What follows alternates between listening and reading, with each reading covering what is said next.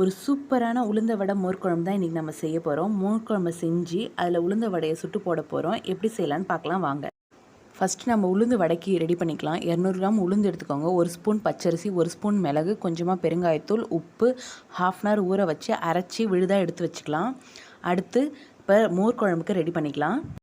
குழம்பு கெட்டியாக வர்றதுக்கு ஒரு விழுது ரெடி பண்ண போகிறோம். அதுக்கு 1 ஸ்பூன் பச்சரிசி, 1 ஸ்பூன் கடலைப்பருப்பு, 1/2 ஸ்பூன் ஜீரகம், 2 பத்தை தேங்காய், 2 பச்சை மிளகாய், சின்ன துண்டு இஞ்சி, 10 நிமிஷம் ஊற வச்சுக்கோங்க.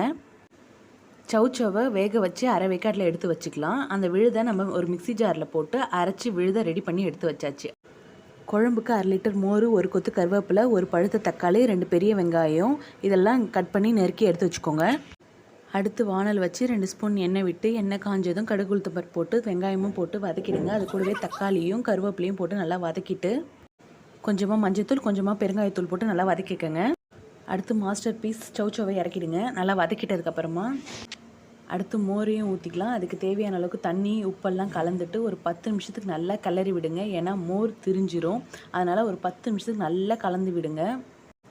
முக்கியமாக குழம்பு கொதிச்சிடவே கூடாது. கொஞ்சமாக நுர வரும் போதே நம்ம நிறுத்திடணும். ஏன்னா கொதிச்சிருச்சுன்னா திரிய ஆரம்பிச்சிடும்.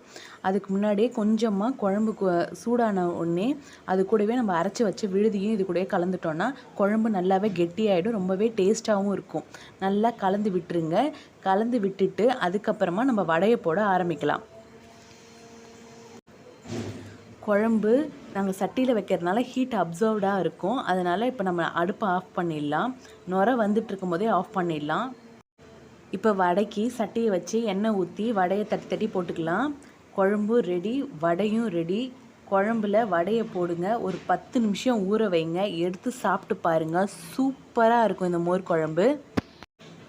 இந்த ஸ்டைலில் நம்ம மோர் குழம்பு செஞ்சு பாருங்கள். எப்படி வந்துச்சுன்னு கமெண்ட் பண்ணுங்கள். நம்ம சேனலை சப்ஸ்கிரைப் பண்ணுங்கள், லைக் பண்ணுங்கள், ஷேர் பண்ணுங்கள். தேங்க்யூ. Bye bye.